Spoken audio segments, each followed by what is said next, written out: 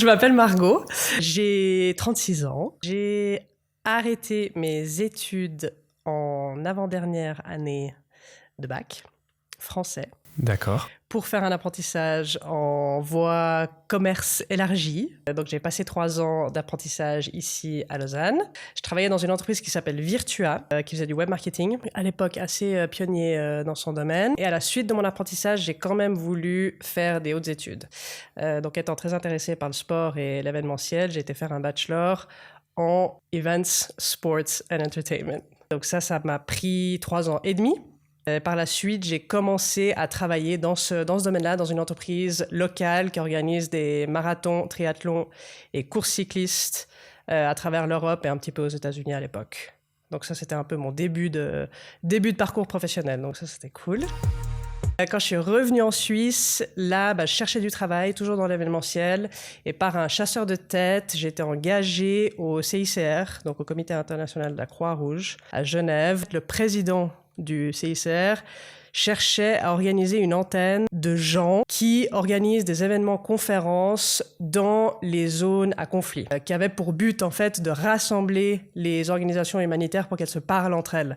Parce qu'en fait le problème c'est que toutes ces organisations humanitaires elles sont présentes sur le terrain, mais elles se parlent pas. Chacun fait son truc, chacun s'occupe de son projet, puis nous on était là pour dire salut coucou, parlez-vous. Donc moi j'organisais des conférences en fait dans le monde entier pour ça. Et ensuite, j'ai postulé pour l'Euro. Tout autre spectre, même diamétralement opposé, entre l'humanitaire et le foot professionnel. Donc là, j'ai travaillé 2 ans où je gérais l'hébergement du staff de l'UEFA. Donc ça, c'était gros projet. Enfin, le staff est hébergé pendant 6 mois dans l'endroit du tournoi. Il y a 6000 personnes. Donc, gros projet, grosse organisation, grosse structure. Donc ça, c'était cool. Cool de voir comment fonctionne un événement de haut calibre. Là, je me suis inscrite comme indépendante pour ensuite ouvrir une SARL de coaching sportif.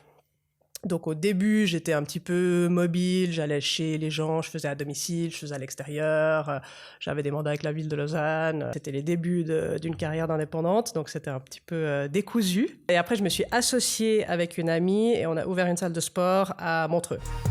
Donc je suis retournée chez un monstre corporate qui est l'UBS en tant qu'events manager. Donc là, j'organisais des événements pour la clientèle de l'UBS. Ça, j'ai fait 1 année pile poil, ce qui m'a suffi. Et puis après, je suis partie travailler où je suis maintenant, donc l'école hôtelière de Glion, que j'ai faite moi-même, où je gère le réseau des diplômés, donc des alumni réseau mondial.